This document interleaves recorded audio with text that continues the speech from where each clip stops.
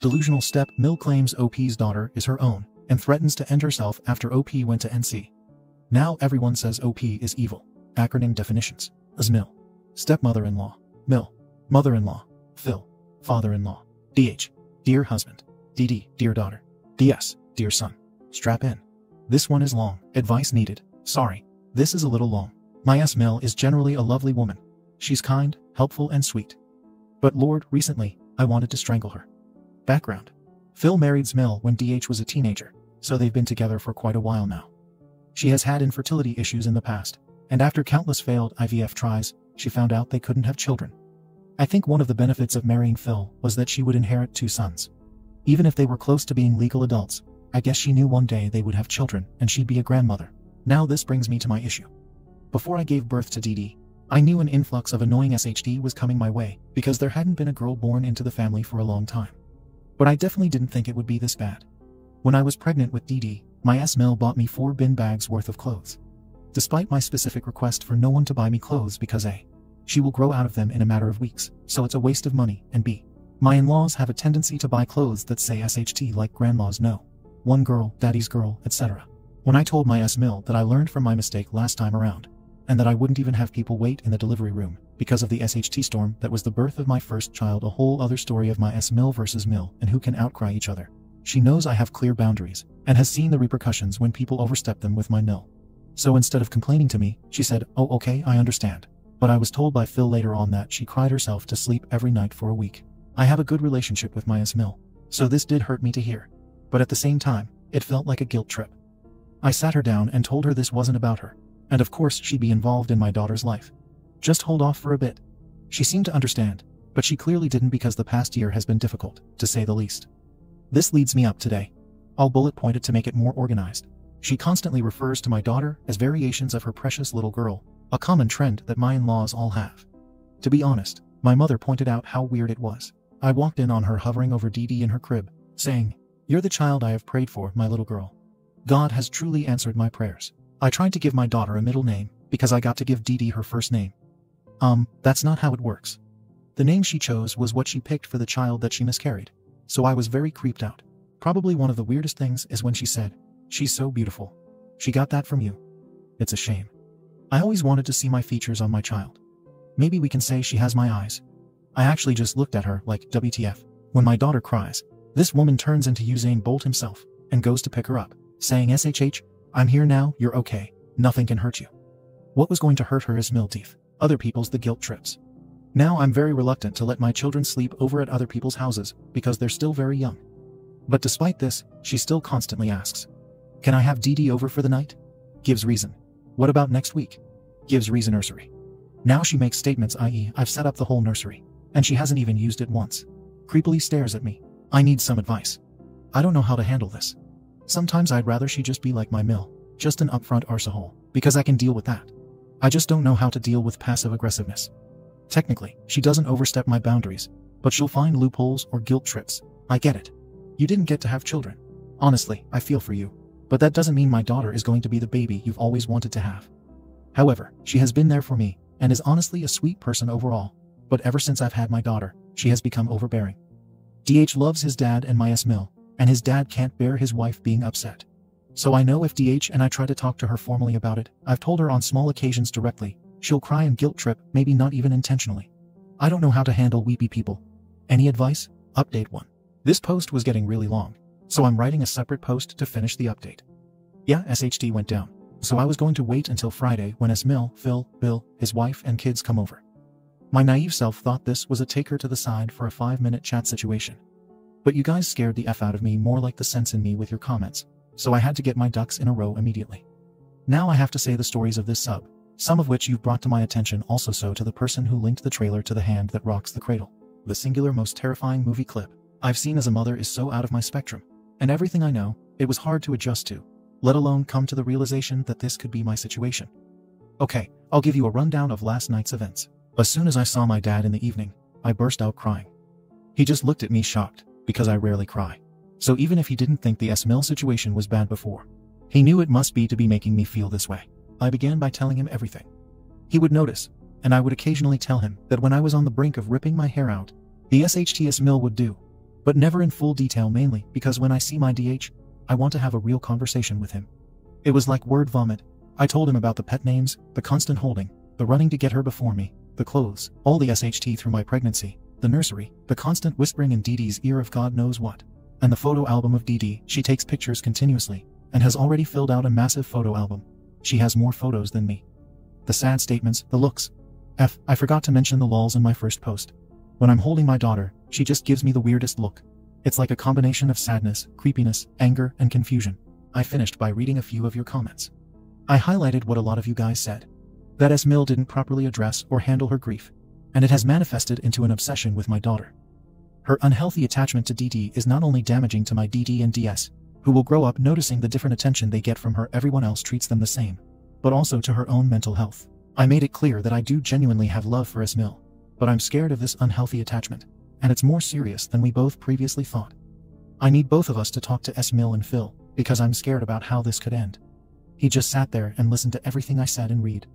The first thing he did was hug me, and for someone who doesn't cry, Lord, I think I cried for England in that moment.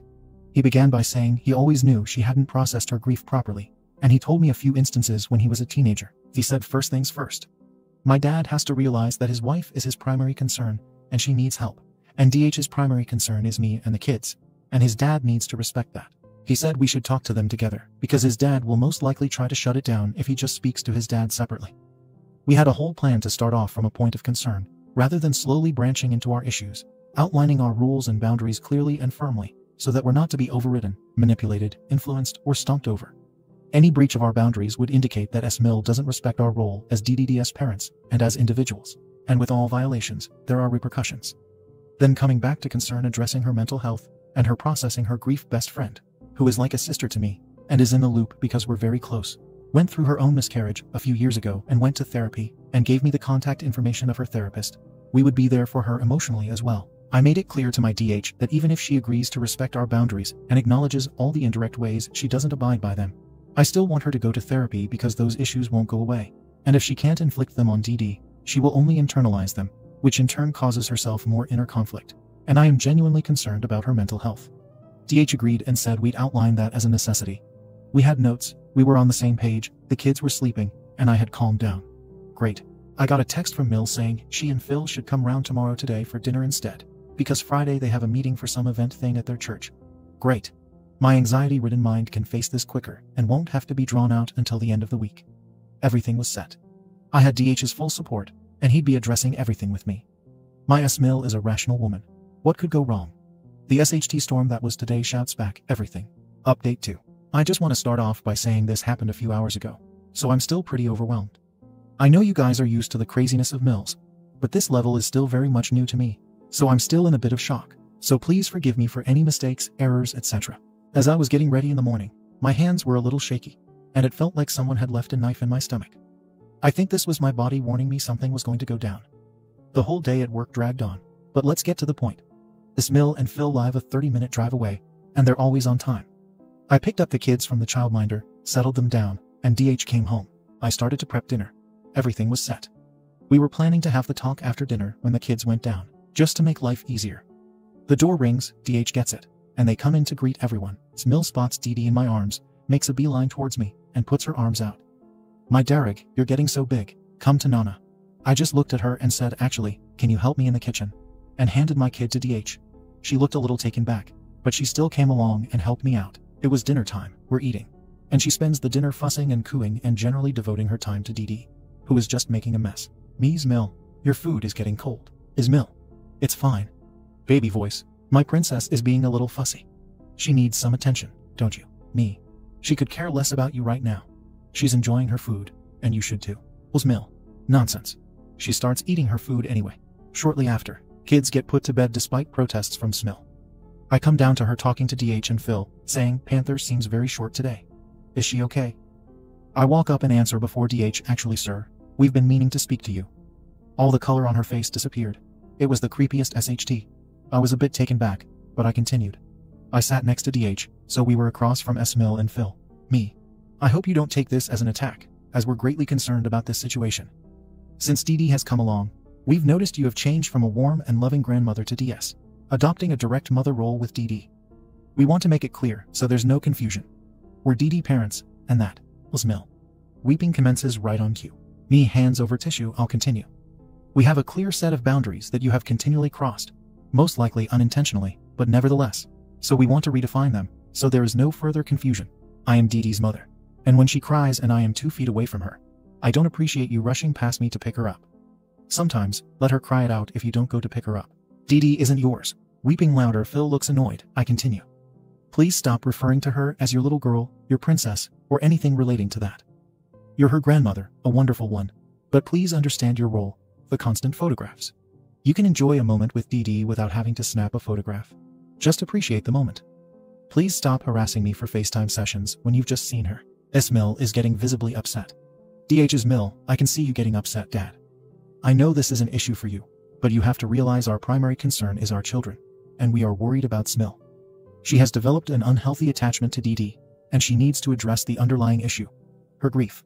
We know this is hard for you, but until you do, we don't feel comfortable with you being alone with DD. This is what did it. She was weepy before, and Phil was annoyed.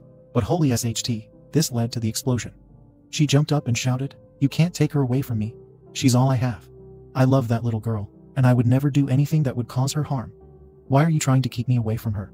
Panther, I have done so much for you. I was the Mill that DH's biological mother Mill wasn't, and this is how you chose to repay me. By taking away my little girl. I don't have issues, I couldn't have children, and God himself blessed me with a family of my own. And now you're trying to take her from me." She runs out of the room, shouting DD's name. We all just sat there stunned. Never in my life did I think she was even capable of screeching that loud.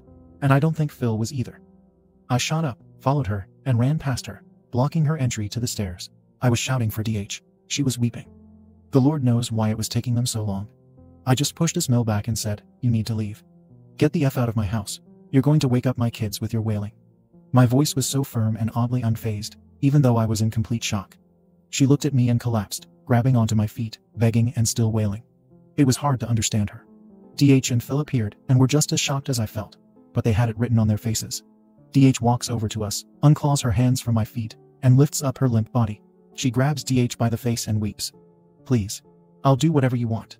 I'll listen to your rules. Please don't take her away from me. She's my little girl." DH looked at Phil and said, "She needs help. More than any of us can give her." Phil finally snaps out of his trance and takes Ismail's hand. He is trying to calm her down and put her jacket on. She's still weeping as they're opening the door.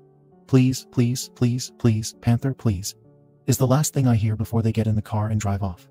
I run up to check on the kids. They're both fast asleep. I walk back downstairs and just sit on the stairs. Then DH walks over and sits down next to me, holds my hand, and we sit there in silence for the next 5 minutes, mentally processing what happened. I called the childminder to let her know that she can't release the kids to anyone but me or DH, because, in the past, Phil and Zmill have picked up the kids for me, so she's familiar with them. We already have a security system, cameras and passcodes that only me and DH know.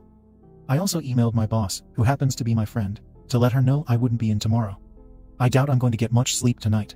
I'm pretty lost and stunned after all of this. Update 3. A lot has happened. I wanted to write it up while it was still fresh, but it kept tumbling into a massive SHT storm, so I've skipped out on details. You have all been so supportive, provided me with great advice, and checked up on me, so I want to thank you all. We apologize for any errors in advance. The SHT show. Everything was quiet for a few days.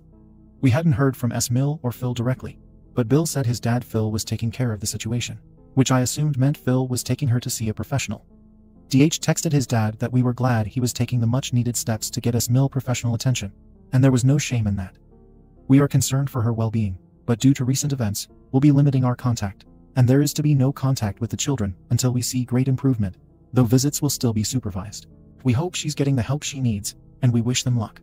He replied, "I understand and thank you, cool." I took time off work because I was a little anxious, and we were in the process of hiring a nanny, not new, already pre-planned. But apart from the whirlwind that was the breakdown, I thought the situation was contained. This is where the narrator in my life says she thought wrong. I didn't want to leave the house for Mother's Day, but DH planned a whole day, so we agreed we'd celebrate it. I don't know why, but I felt a little guilty.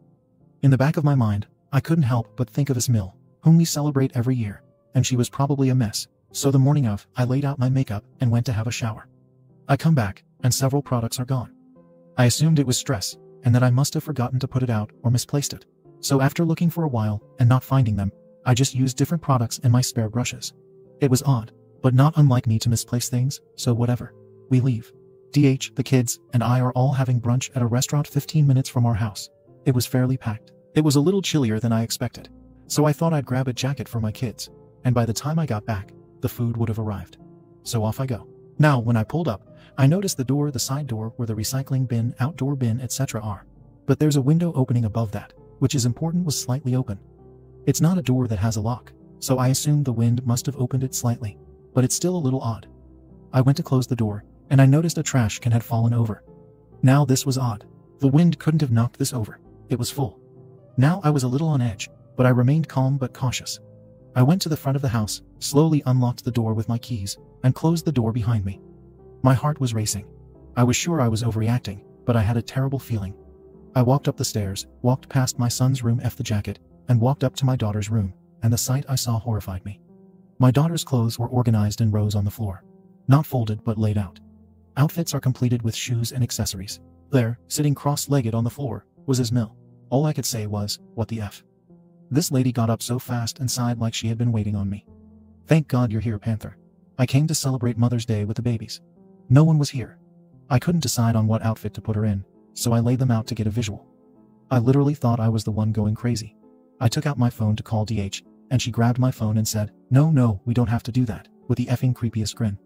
Now I was split. My heart was saying, F this SHT, start swinging. But my head was saying, she's unwell, vulnerable, and clearly unstable. Ms. Mill, you need to leave right now. You're not supposed to be here. We are in NC. Ms. Mill. But it's Mother's Day. It's the day God meant for mothers and children. I should be with my baby. Me. I was done. She is not your daughter. I am her mother, and she is my daughter. You're not even biologically related to her. I'm done with this SHT. She snatches the phone back. I started to walk down the stairs to call DH from downstairs, and this woman was sobbing behind me. I was so done that a bee had run out of patience. I called DH and tell him. He wanted to drive back, but I didn't want him to bring back the kids, so I said to drop them off at Sill House, and then come. This woman was screaming over my shoulder, Panther. Is that DH? Is he bringing DD? OMG, I knew you'd come around. See, this was a misunderstanding. Babies are supposed to be with their mothers. Starts laughing. Me. You're delusional. I can never let you be around them. You broke into my house. Who does that? I'm calling the police. Ismail.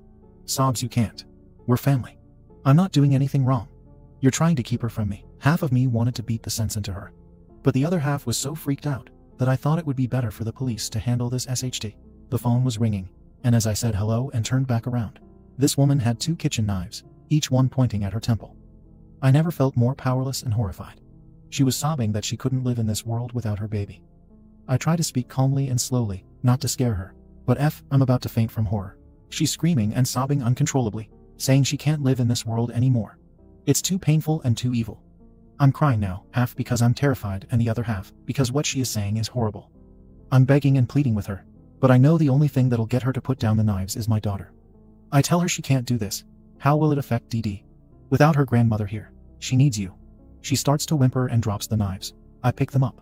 The police arrived. The rest of the day was a bit of a blur. I remember DH, Phil, and Bill arriving shortly. I remember screaming at Phil that he was weak and cowardly, and that he needed to put her in a hospital where she needed to be psychologically analyzed. I felt bad at how I was just screaming at him, but that was one of the most terrifying moments I've witnessed. Mill went into psychiatric hold, and she's still in the hospital right now.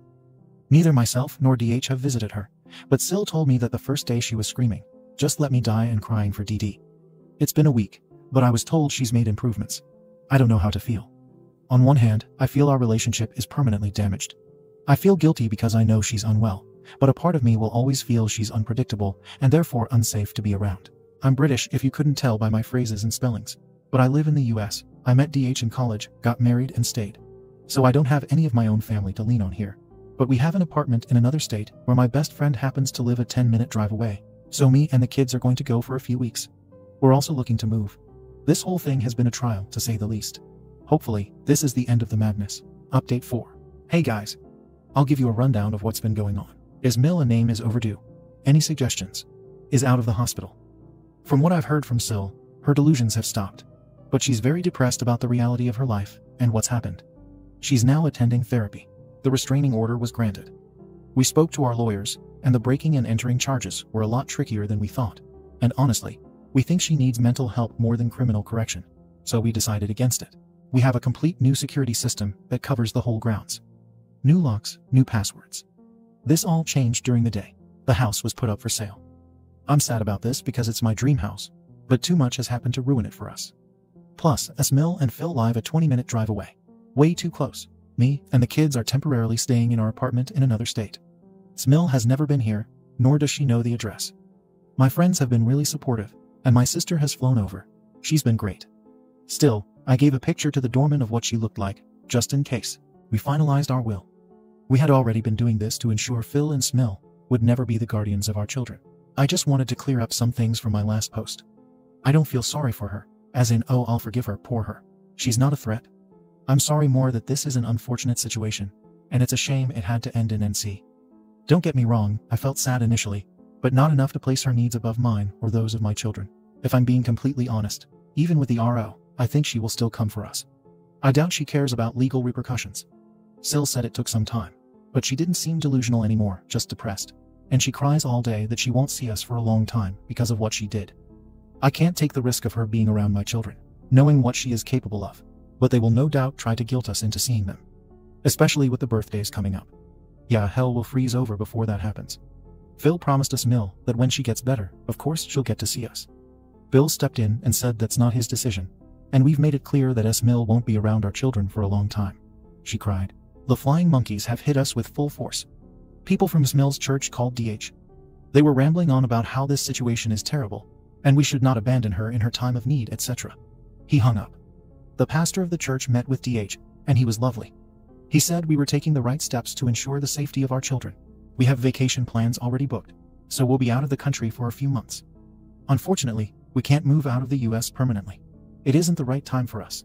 But we're definitely moving states. A fresh start is overdue.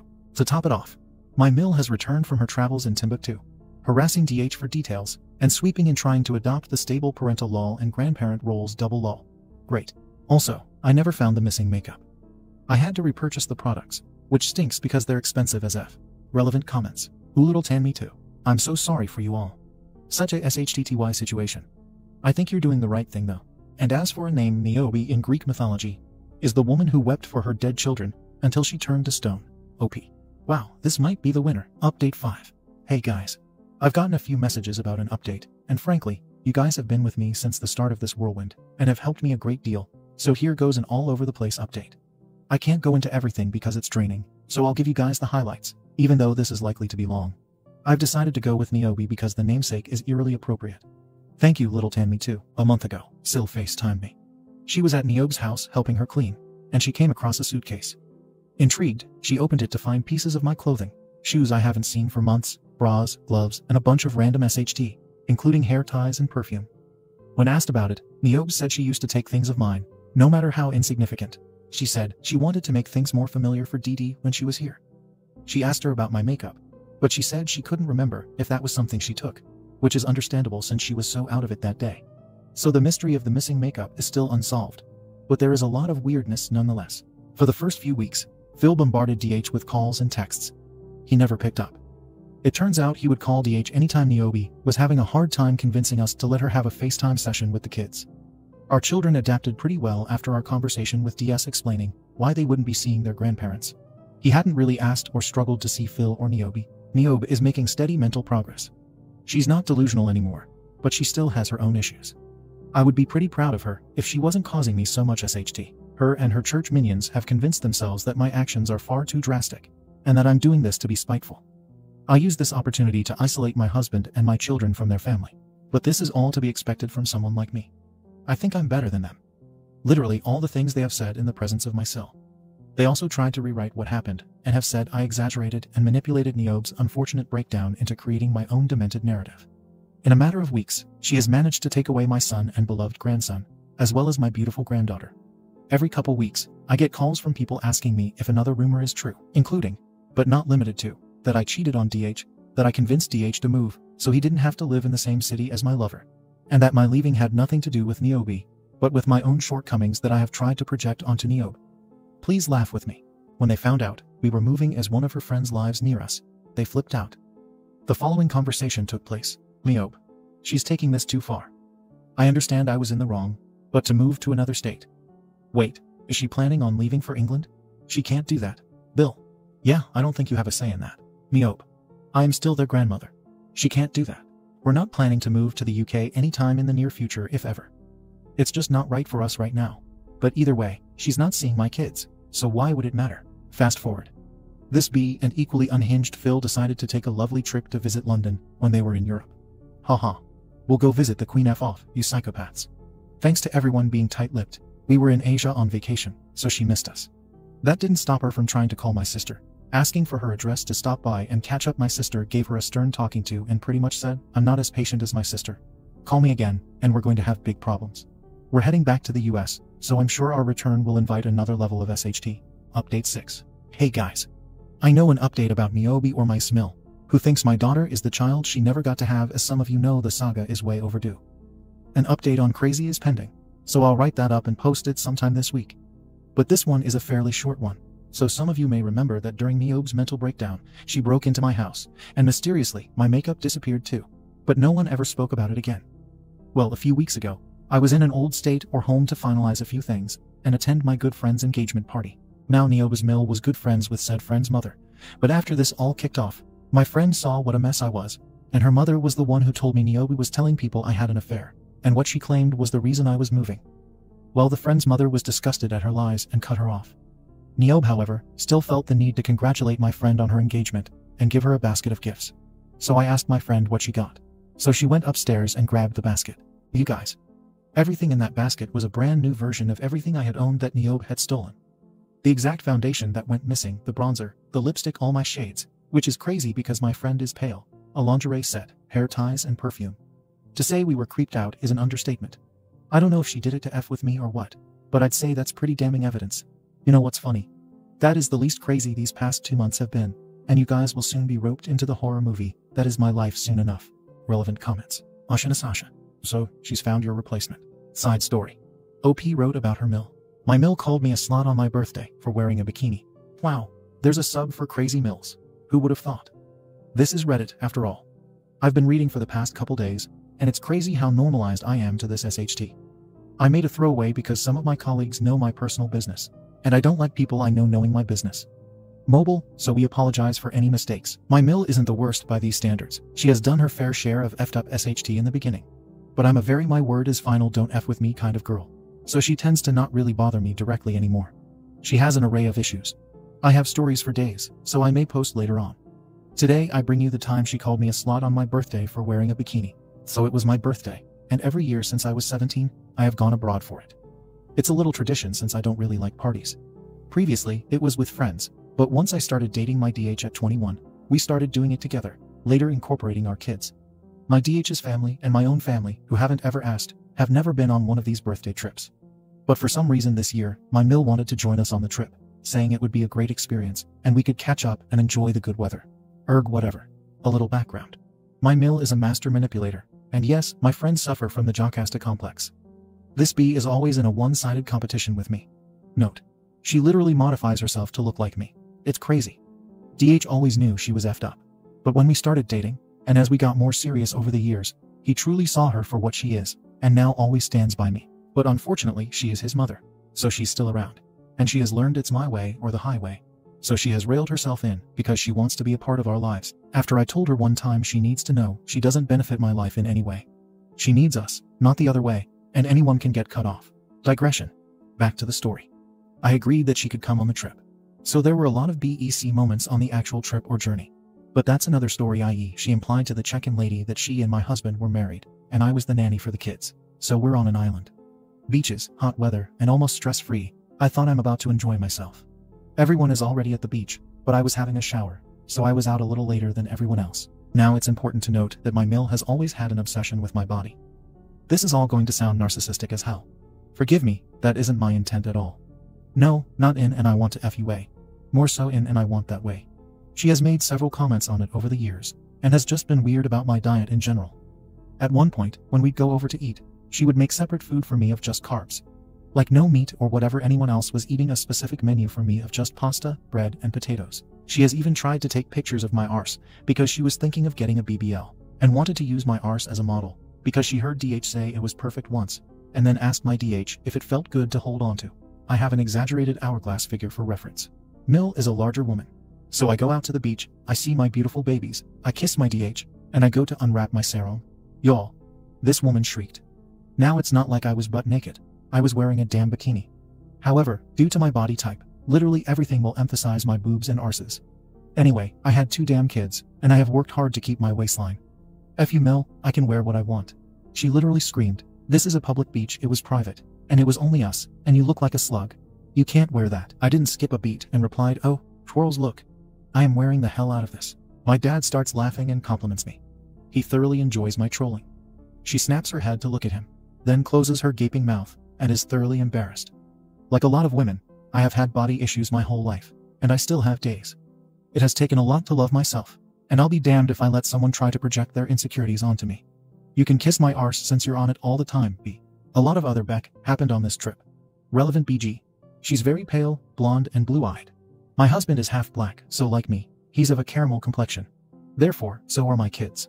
She complained that I picked a destination where everyone looks like you on purpose, so she could be the odd one out. Yeah, Mill shock horror, people in Africa are black. I know it's crazy. Update. Follow-up and BEC introduction to my Mill. Hey guys. The reception to my first post was overwhelmingly supportive, so I just want to thank you guys. I haven't thought about most of these stories for a few years, but being on this sub has made me realize how bad she really was or is. So I have stories for days to share with you guys. But today, an intro to any name suggestions. With a Beck edition. My DH loves my mom and calls her mama because, in my culture, this is the nicer way to refer to your Mill. The alternative is the equivalent of auntie, and it's used for other older people too, but never by their name, which is not a respect thing. Even your friends are supposed to call your mom auntie.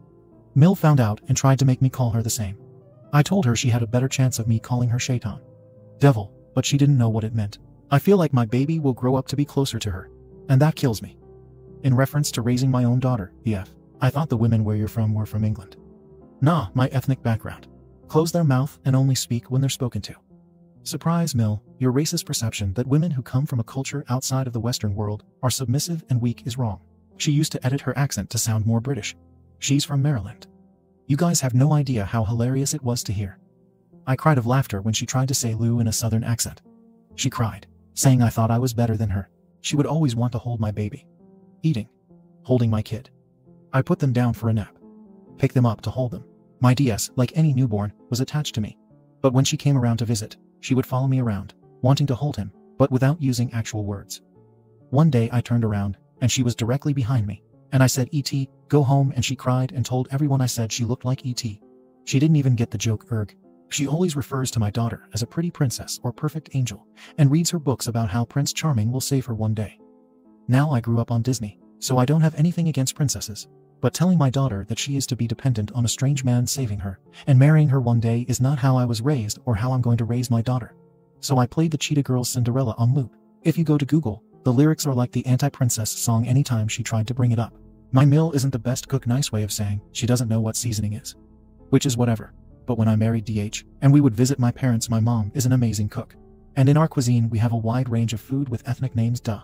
So when my DH kept talking about it and using this, and that name of which dishes I should cook, my Mill got so mad one day and shouted, those names don't even sound real. You're purposely trying to make me feel bad. It's disgusting. Lady, you have literally made me cook dishes to take to your meetings and pass them off as your own. When I found out I was pregnant with DS, we told all our grandparents, but we told them not to tell anyone else until we said it was okay. Mill sent a group text to everyone she knew an hour later. I was so furious that I told my DH that if we ever have another child, we're not telling her until she either realizes it, or until I feel it's okay. He agreed. I didn't tell her until I was nearly 6 months pregnant with DD. She always freaks out about how I eat. I promise you, I don't eat weird. She projects her weird actual SHT onto me all the time. Eating ice cream. Makes some weird comment about how it's inappropriate to eat in front of my Bill. Eating yogurt. Why do you have to lick it first? Just eat like a normal person. 2 days after I gave birth, she pointed to my stomach and said, "Is another one hiding in there?" I just stared at her, and then she said, "Mine was gone immediately," and started laughing. I pointed at her stomach and said, "Are you sure about that?" My Phil and Bill were roaring with laughter. Me and my Sil have this running thing where when one of us tells the other some effed up thing she did, we say F off Janet, not her real name, and remix of Go Home Roger. So to end this post, F off Janet, thank you for watching the video. If you are interested in listening to these kinds of stories, we've got more in store for you. Simply subscribe to our channel, hit the like button, and share it with your friends.